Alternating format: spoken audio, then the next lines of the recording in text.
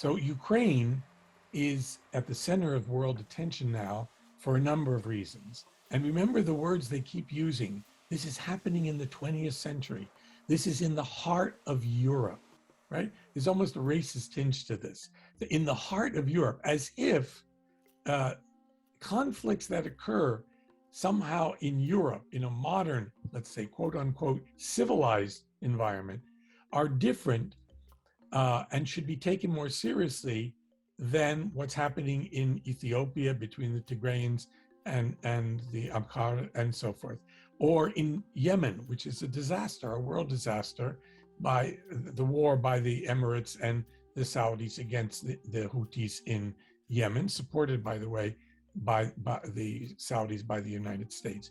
Or I'm Armenian. I'm born in America, but I'm an Armenian American. We were very upset about a little war in the fall of 2020 over the Armenian-dominated region of Karabakh, where Turkey and Azerbaijan allied to beat up on Armenia and defeated that little country while the Russians stood by. So there are many of these different conflicts, but some get more attention, and you can understand why. It's not like it's a conspiracy or anything. It's that, you know, whether you have access to it, how close it is to your own home, and very importantly, in the case of Ukraine, it's a conflict in which both sides are armed with nuclear weapons. And everyone is interested in this. You can see how important both normal sort of mainstream media and social media is. The Russians have closed down much of social media, Twitter and Facebook and so forth. And they're trying to control, indeed, any oppositional media. Most of those have also been closed, Echo Moskvy, Medusa, and so forth.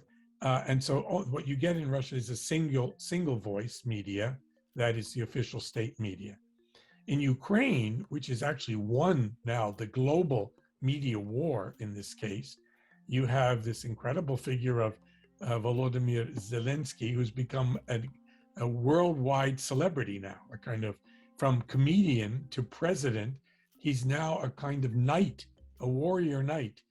Both sides are very one-sided, but on the Ukrainian side, you have a variety of media instruments, the foreign press, local press, social media, which can argue different points of view and show what's actually going on.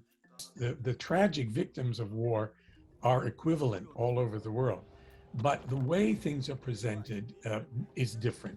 So let's say you take some conflicts like the Palestinian occupation by the Israelis. So that has been going on for over half a century.